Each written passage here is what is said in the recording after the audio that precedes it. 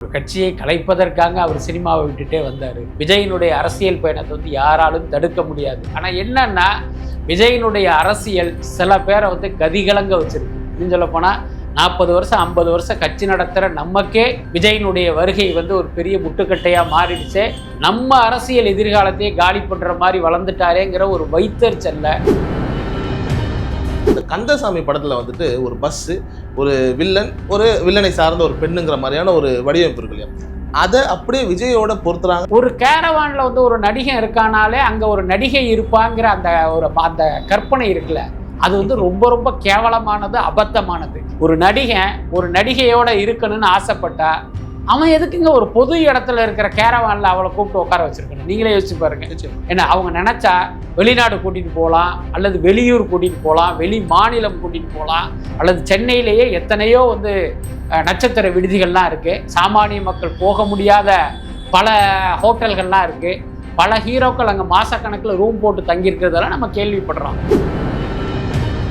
விஜயை வந்துட்டு பெண்கள் சார்ந்து ஏதோ ஒரு விஷயம் அட்டாக் பண்ணிட்டே இருக்கும்போது உதயநிதியை டக்குன்னு வந்துட்டு சம்பந்தமே இல்லாத ஒரு இடத்துல கொண்டு வந்து லாக் பண்ணாங்க. ஒரு போஸ்டர் ரீபோஸ்ட் பண்றாரு, ஒரு நடிகையினுடைய போஸ்டர். ஸ்டாலின் அவர் அரசியலுக்குள்ள வரும்போதும் பார்த்தீங்கன்னா அன்றைக்கு ஒரு செய்தி வாசிப்பாளராக பிரபலமாக இருந்த ஒரு செய்தி அறிவிப்பாளரோட ஸ்டாலினை தொடர்பு படுத்தியெல்லாம் செய்திகள்லாம் வந்திருக்கு. அதனால இது இன்றைக்கு முளைத்த ஒரு குற்றச்சாட்டாக நம்ம சொல்ல முடியாது. இன்னைக்கு உதயநிதி வந்து திமுகவின் முகமாக இருப்பதால் இன்னைக்கு அவரை தொடர்பு படுத்தி இந்த மாதிரியான ஒரு குற்றச்சாட்டு வருது. மீடியா ஸ்கோர் நேயர்களுக்கு வணக்கம். நான் உங்கள் அஷ்ரஃப். இன்று நம்மோடு இருப்பது பத்திரிகை பீரங்கி திரு பிஸ்மி அவர்கள். வணக்கம். தாவேகாவை பொறுத்த வரைக்கும் இந்த 41 உயிர் பலிங்கிறது வந்துட்டு விஜய் ரொம்ப கலக்கத்தை ஆழ்த்திடுச்சு, கட்சியை கலைக்க போறாருன்னு இப்படி ஒரு செய்தி உலா வந்துகிட்டே இருக்கு. விஜய் ரொம்ப மென்மையானவர், அவர் இதெல்லாம் தாங்க மாட்டார் அப்படின்னு இதெல்லாம் ஏற்கிற மாதிரி இருக்கா சார்? எங்க யோசிச்சு பாருங்க, ஒரு கட்சியை கலைப்பதற்காக அவர் சினிமாவை விட்டுட்டே வந்தாரு. இன்னைக்கு தமிழ் சினிமாவுடைய உச்ச நட்சத்திரம் விஜய் தான். ரஜினிகாந்தை நம்ம சூப்பர் ஸ்டார்னு ஒரு பெருமைக்கு சொன்னாலும் உண்மையான சூப்பர் ஸ்டார் விஜய் தான். இதை நான் சொல்லும் போது பார்த்தீங்கன்னா ஏதோ விஜய்க்கு சொம்படிக்கிற மாதிரி தெரியும். உண்மையில் திரையுலகில் போய் கேட்டு பார்த்தா தெரியும். ஒவ்வொரு தயாரிப்பாளர்கிட்டையும், விநியோகஸ்தர்கள்ட்டையும், இயக்குநர்களிடம் போய் விசாரிச்சிங்கனாலே சொல்லுவாங்க. தியேட்டர் அதிபர்கள்ட்ட போய் கேட்டால் யாருடைய படத்துக்கு வந்து கலெக்ஷன் அதிகம்னு கேட்டால் அவங்களே சொல்லுவாங்க. ஸோ அப்பேற்பட்ட இடத்துல இருக்கார். கடைசியாக அவர் வாங்குகிற சம்பளங்கிறது கிட்டத்தட்ட 250 கோடி ரூபா. அது இல்லாமல் சமீப காலமாக வருஷத்துக்கு 2 படம் நடிக்கிறதுங்கிற அளவுக்கெல்லாம் அவர் வந்து நகர்ந்து வந்தார். அப்போ வருஷத்துக்கு 500 கோடி ரூபா வருமானத்தை தூக்கி போட்டுட்டு ஒருத்தர் அரசியலுக்கு வந்தது வந்து இந்த மாதிரி கலைச்சிட்டு போகிறதுக்கா? அதெல்லாம் கண்டிப்பாக வாய்ப்பே கிடையாது. என்ன இடையூறு வந்தாலும் விஜயினுடைய அரசியல் பயணத்தை வந்து யாராலும் தடுக்க முடியாது. ஆனால் என்னன்னா விஜயினுடைய அரசியல் சில பேரை வந்து கதிகலங்க வச்சிருக்கு. இன்னும் சொல்ல போனால் 40 வருஷம் 50 வருஷம் கட்சி நடத்துகிற நமக்கே விஜயினுடைய வருகை வந்து ஒரு பெரிய முட்டுக்கட்டையாக மாறிடுச்சு. நம்ம அரசியல் எதிர்காலத்தையே காலி பண்ணுற மாதிரி வளர்ந்துட்டாரேங்கிற ஒரு வைத்தறிச்சல்ல. ஸோ இந்த மாதிரியான செய்திகளை எல்லாம் கிளப்பி விட்டுட்டு இருக்காங்க. இதில் என்ன பெரிய கொடுமை அப்படின்னா, இப்போ ஒரு திமுக இப்படி ஒரு விஷயத்தை பரப்புறாங்க அப்படின்னா அதை திமுகவுடைய அடையாளத்தோடு அதை செய்கிறது இல்லை. அந்த இணைய கூலிப்படைகள்ங்கிறவங்க பார்த்தீங்கன்னா ஒரு காமனான ஒரு டிபி வச்சுக்கிறது என்ன, அல்லது பார்த்தீங்கன்னா ஒரு நடிகனுடைய படத்தை வைக்கிறது. ஸோ இந்த மாதிரியான டிபியில் இருந்து இதை பரப்புறதுனால இது வந்து ஒரு பொதுமக்கள் கருத்து மாதிரி வந்து அந்த சமூக ஊடகங்களில் பரப்பப்படுது. அதுக்கெல்லாம் வாய்ப்பே கிடையாது. விஜய் வந்து அந்த முதல் அரசியல் பொதுக்கூட்டத்தில் என்ன சொன்னார் அப்படின்னா, 2026 தேர்தலுங்கிறது தாவேகா வெர்சஸ் திமுக அப்படின்னு ஒரு விஷயத்த சொன்னார். அதை எல்லாரும் என்ன நினச்சிருப்பாங்க, இவர் தன்னை பற்றி ரொம்ப ஒரு மிகையாக நினச்சிக்கிட்டு, அல்லது அதிமுக பார்த்தீங்கன்னா ரொம்ப ஒரு பலவீனமாக நினைத்து கொண்டு இப்படி ஒரு வார்த்தையை சொல்கிறார் அப்படின்னு தான் எல்லாரும் சொன்னாங்க. நீங்களும் கேள்விப்பட்டிருப்பீங்க, பல பத்திரிகைகள்லாம் அந்த மாதிரி செய்திகள்லாம் வந்தது. ஆனால் விஜய் சொன்னது வந்து ஒரு மிகையான விஷயம் கிடையாது அப்படிங்கிறத அவர் அடுத்தடுத்த சுற்றுப்பயணத்திலேயே அதை நிரூபிச்சிட்டாரு. அன்னைக்கு இருக்கிற கூட்டத்தை எல்லாம் நம்ம பார்த்தோம். இந்த கூட்டம் இதுவரை தமிழ்நாடு கண்டிராத ஒரு கூட்டம், அதில் எந்த மாற்றமே இல்லை. இதை எல்லாத்தையுமே நீங்கள் ஒரு வேடிக்கை பார்க்க வந்த கூட்டமெல்லாம் நம்ம வந்து ஒதுக்கி தள்ளிட முடியாது.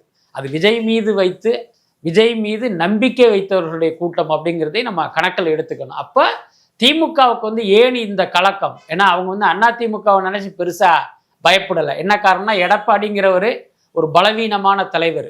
அவருக்கு பின்னாலே பார்த்தீங்கன்னா ஏகப்பட்ட பஞ்சாயத்து இருக்குது. 2ஆம் கட்ட தலைவர்கள் பல பேர் வந்து அவருக்கு ஒரு தலைவலியை கொடுத்துட்டு இருக்காங்க. அதை சமாளிக்கிறதே இவருக்கு ஒரு பெரிய பிரச்சனையாக இருக்குது. அப்படி இருக்கும்போது இவர் வந்து நம்மளை வீழ்த்துற அளவுக்கான ஒரு சக்தி கிடையாது அப்படின்னு எடப்பாடியை வந்து இவங்க நினைக்கிறாங்க. அதனால நமக்கு வெற்றிங்கிறது ரொம்ப சுலபமாக மாறிடும் அப்படிங்கிறதெல்லாம் திமுகவுடைய கணிப்பு. அப்புறம் பாஜக அந்த பக்கம் போனதுனால இன்னும் இவங்க மகிழ்ச்சி ஆயிட்டாங்க. நம்மளை வந்து யாராலையுமே அசைக்க முடியாது, சுலபமாக நம்ம இதில் ஜெயிச்சிடலாம்னு நினைக்கும் போது தான் விஜயினுடைய வருகை, அங்கே அவருக்கு வர்ற இந்த எழுச்சியான கூட்டம், இதெல்லாம் திமுக வந்து கலங்க வச்சிருக்கு. அதனால தான் நீங்கள் கவனிச்சிங்கன்னா தெரியும், எடப்பாடி மீதான விமர்சனத்தை குறைச்சிட்டு இன்னைக்கு வந்து விஜய் மேலே பாய ஆரம்பிச்சிருக்காங்க. அது மட்டும் இல்லை, இந்த இணைய கூலிப்படைகள் விட்டோம் விஜய் வந்து பிராண்டா விட்டுருக்காங்கன்னா என்ன காரணம் அப்படின்னா விஜய் மீதான பயம் தான். இன்னொரு பக்கம் நீங்க சொல்ற மாதிரி விஜய் சர்வ நிச்சயமாக அந்த இடத்துக்கு வந்துட்டார்.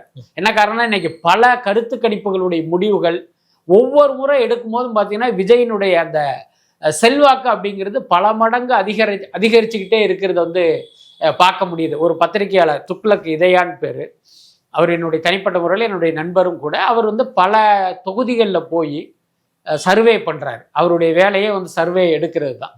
அப்படி எடுக்கும்போது அவர் என்ன சொல்றாரு அப்படின்னா, இவருடைய தனிப்பட்ட கருத்து என்னவா இருந்தது அப்படின்னா, விஜயெல்லாம் ஒன்றும் இல்லை, ஏன்னா அவருக்கெல்லாம் செல்வாக்கே இருக்காது அப்படிங்கிற எண்ணத்துல தான் அவர் சர்வேக்குள்ளேயே போறாரு.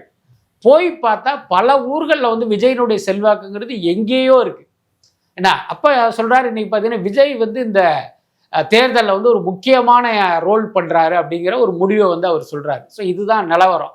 ஸோ இப்படி ஒரு செல்வாக்கு விஜய்க்கு கிடைக்கும் போது அப்போ திமுக வந்து அவர் என்ன ஆயுதம் கொண்டு தாக்கும்? இந்த மாதிரியான ஒரு அவதூறான அருவருப்பான கருத்துக்களை வச்சு தான் அவரை வந்து காலி பண்ண ட்ரை பண்ணுவாங்க. ஸோ குறிப்பாக விஜயை பற்றின இந்த அவதூறு அருவருப்பான நிலைகளில் பார்க்கும்போது அடிக்கடி சோஷியல் மீடியாவில் ஒரு விஷயம் வந்துட்டே இருக்குது. இந்த கந்தசாமி படத்தில் வந்துட்டு ஒரு பஸ்ஸு, ஒரு வில்லனை சார்ந்த ஒரு பெண்ணுங்கிற மாதிரியான ஒரு வடிவமைப்பு இருக்கு இல்லையா, அதை அப்படியே விஜயோட பொறுத்துறாங்க, அவருடைய கேரவனோட பொறுத்துறாங்க. அவர் சினிமாவில் இதுக்கு முன்னாடி இருந்ததாகவும் இப்படி தான் இருந்ததுங்கிற ஒரு சம்பவத்தையும் சொல்கிறாங்க. இதெல்லாம் தாண்டி நெப்போலியனுக்கும் அவருக்கும் இருந்த சண்டை சர்ச்சையை கூட எங்கேயோ ஒரு இடத்துல ஒரு நடிகையோட தான் லிங்க் பண்ணுறாங்கன்ற மாதிரியான ஒரு நிலை வந்துகிட்டே இருக்குல்ல சார். அதாங்க, இது எல்லாமே இவர்களுடைய அரிப்பை தீர்த்துக்கிறாங்க. அதுக்கப்புறம் கேரவான்ங்கிறது என்ன விஜய் கிட்ட மட்டுமா இருக்குது?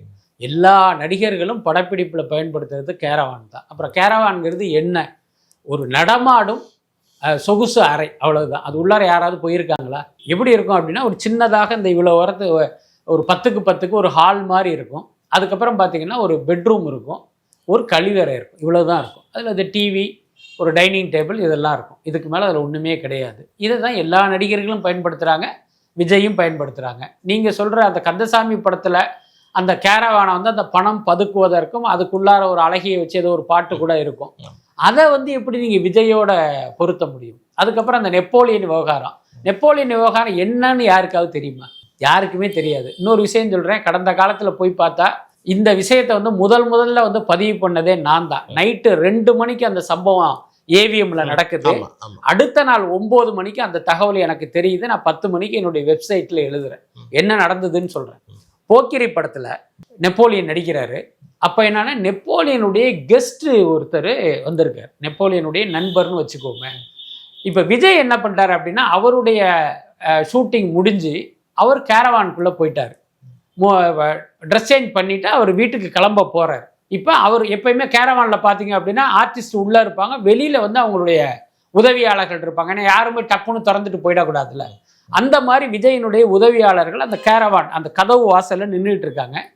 இப்போ என்னன்னா, நெப்போலியனுடைய கெஸ்ட் வந்தது மாதிரி அவர் என்ன பண்ணுறாருன்னா, விஜயை பார்க்கணும் அப்படின்னா அவர் வந்து விருப்பத்தை தெரிவிக்கிறாரு. அப்போ நெப்போலியன் வாங்க கூட்டிகிட்டு போகிறேன் அப்படின்ட்டு நேராக அந்த நண்பரை கூட்டிக்கிட்டு விஜயினுடைய கேரவானை திறக்க போய் ட்ரை பண்ணுறாரு. என்ன அப்போ இந்த அசிஸ்டன்ட் சொல்கிறாரு, சார் திறக்காதீங்க, சாரா ட்ரெஸ் சேஞ்ச் பண்ணிவிட்டு வெளியில் வருவார், அது வரைக்கும் வெயிட் பண்ணுங்கன்னு சொல்லும்போது, நெப்போலியன் எப்பயுமே பார்த்தீங்கன்னா கொஞ்சம் மூளை சூடு எடுத்த ஒரு கேரக்டர் தான். கடாமுடான்னு பேசுவார்.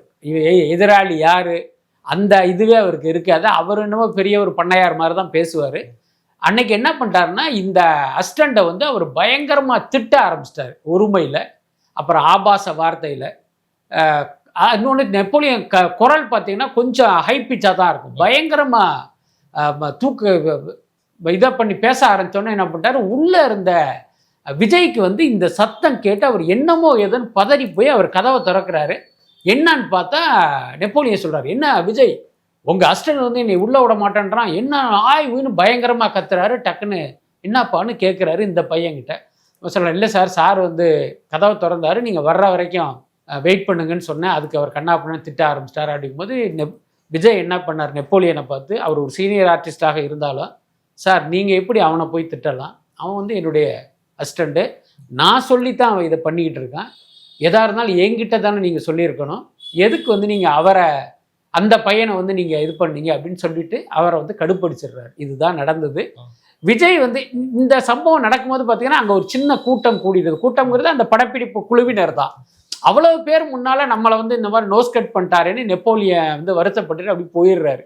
இதுதான் நடந்தது. இந்த சம்பவத்தில் விஜய் மீது என்ன தவறு? தன்னுடைய ஊழியரை யாரோ ஒருத்தர் திட்டுறதை அவர் எப்படி பார்த்துக்கிட்டு இருப்பாரு? நீங்கள் எவ்வளோ பெரிய ஆளாக வேணாலும் இருங்க, என் ஊழியரை நீங்கள் எப்படி அந்த மாதிரி அவதூறாக அருவருப்பாகவும் ஆபாசமாக எப்படி பேச முடியும்? ஸோ தன்னுடைய ஊழியரை காப்பாற்ற வேண்டிய கடமை விஜய்க்கு இருக்குது. அதைத்தான் அவர் பண்ணார். இந்த சம்பவம் நடக்கும்போது நைட்டு 2 மணி. அடுத்த நாள் காலையில் பார்த்தீங்கன்னா அந்த விஜயினுடைய அந்த யூனிட்டை சேர்ந்த ஒருத்தரை வந்து நான் மீட் பண்ணுறேன் தற்செயலாக. சார் தெரியுமா விஷயம், நேற்று வந்து இப்படி ஒரு விஷயம் நடந்துருச்சு அப்படின்னு அவர் சொல்கிறாரு.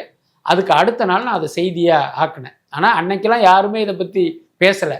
இன்னைக்கு விஜயை காலி பண்ணணுங்கிறதுனால நெப்போலியன் பாஜகவை சேர்ந்தவர், ஆனால் முன்னாள் திமுக காரர் என்ற அடிப்படையிலும் விஜய் மீது அவருக்கு ஒரு தனிப்பட்ட கோபமும் எரிச்சலும் இருந்தது. அதை தீர்த்து கொள்வதற்காக இன்றைக்கு வந்து இன்னைக்கு இந்த கதைகள்லாம் சொல்லிட்டு இருக்காங்க. அதுக்கப்புறம் ஒரு கேரவானில் வந்து ஒரு நடிகை இருக்கானாலே அங்கே ஒரு நடிகை இருப்பாங்கிற அந்த கற்பனை இருக்குல்ல, அது வந்து ரொம்ப ரொம்ப கேவலமானது, அபத்தமானது.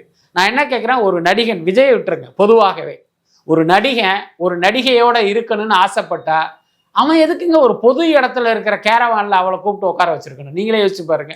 ஏன்னா அவங்க நினைச்சா வெளிநாடு கூட்டிட்டு போகலாம், அல்லது வெளியூர் கூட்டிட்டு போகலாம், வெளி மாநிலம் கூட்டிட்டு போகலாம், அல்லது சென்னையிலேயே எத்தனையோ வந்து நட்சத்திர விடுதிகள்லாம் இருக்கு, சாமானிய மக்கள் போக முடியாத பல ஹோட்டல்கள்லாம் இருக்கு, பல ஹீரோக்கள் அங்கே மாசக்கணக்கில் ரூம் போட்டு தங்கியிருக்கிறதெல்லாம் நம்ம கேள்விப்படுறோம். அங்கே போயிருக்கலாமே. அதனால இதெல்லாம் பார்த்தீங்கன்னா ஒரு அபத்தமான ஒரு குற்றச்சாட்டு தான். இதை வைத்தெல்லாம் வந்து நீங்கள் விஜயை வீழ்த்த முடியும்னு நினைச்சீங்கன்னா உங்களை விட ஒரு அடிமுட்டால் உலகத்துல வேற எவனுமே கிடையாது. இதே மாதிரி விஜயை வந்துட்டு பெண்கள் சார்ந்து ஏதோ ஒரு விஷயம் அட்டாக் பண்ணிட்டே இருக்கும்போது இது வரைக்கும் டிஎம்கே சார்ந்த யாரையும் இப்படி ஒரு விஷயத்துக்குள்ள மாட்டவே இல்லை, டீசெண்டாகவே மெயின்டைன் பண்ணிட்டாங்க. அப்படி இருக்கும்போது கூட உதயநிதியை டக்குன்னு வந்துட்டு சம்பந்தமே இல்லாத ஒரு இடத்துல கொண்டுட்டு வந்து லாக் பண்ணாங்க. ஒரு போஸ்டர் ரீபோஸ்ட் பண்றாரு, ஒரு நடிகையினுடைய போஸ்டர், அதை வந்துட்டு டக்குன்னு வந்துட்டு உள்ள கொண்டுட்டு வந்து அன்னி ரேஞ்சுக்கு கொண்டுட்டு போறது ஒரு கூட்டம் ரெடி ஆயிட்டு இருக்கு. இப்போ டிஎம்கே பண்ணதானே டிவிகேவும் பண்ணுதுங்கிற இந்த பார்வை. அதாவது பார்த்தீங்கன்னா திமுக தலைவர்கள் மீது பெண்களை தொடர்பு படுத்தி குற்றச்சாட்டு வந்தது இல்லைன்னா சொல்ல முடியாது. கருணாநிதி மீதே அப்படி பெண்களை சம்மந்தப்படுத்தி நிறைய குற்றச்சாட்டுகள்லாம் இப்போ வந்திருக்கு. அதுக்கப்புறம் ஸ்டாலின் என்ன, அவர் அரசியலுக்குள்ள வரும்போதும் பார்த்தீங்கன்னா அன்றைக்கு ஒரு செய்தி வாசிப்பாளராக பிரபலமாக இருந்த ஒரு செய்தி அறிவிப்பாளரோட ஸ்டாலினை தொடர்பு படுத்தியெல்லாம் செய்திகள்லாம் வந்திருக்கு. அதனால இது இன்றைக்கு முளைத்த ஒரு குற்றச்சாட்டாக நம்ம சொல்ல முடியாது. இன்னைக்கு உதயநிதி வந்து திமுகவின் முகமாக இருப்பதால் இன்னைக்கு அவரை தொடர்பு படுத்தி இந்த மாதிரியான ஒரு குற்றச்சாட்டு வருது. இன்னொன்று, அது உதயநிதி வந்து ஒரு பெரிய தப்பு ஒன்று பண்ணதா எனக்கு தோணலை. ஏதோ ஒரு நடிகை சம்மந்தப்பட்ட ஒன்று வந்து ரீபோஸ்ட் பண்ணியிருக்காரு, அவ்வளவுதான். அதை வச்சு அவருடைய கேரக்டர் வந்து தப்பாக பேசணும்ல அவசியம் இல்லை. பட் அதே நேரம் நம்ம ஆயுதம் எது என்பதை எதிரிகள் தீர்மானிக்கிறார்கள் அப்படிங்கிற மாதிரி நீங்கள் விஜயை வந்து ஒரு நடிகையை வச்சு தாக்கும் போது நாங்கள் உங்களை தாக்கினா என்ன அப்படின்னு விஜய் ரசிகர்கள் இன்னைக்கு அந்த வேலையை அவங்க ஆரம்பிச்சிட்டாங்க. அதை நீங்கள் என்ன செய்தீங்களோ அது இன்றைக்கு உங்களுக்கே நடக்குது அப்படிங்கிறது தான். ரொம்ப நன்றி சொன்னது. நன்றி.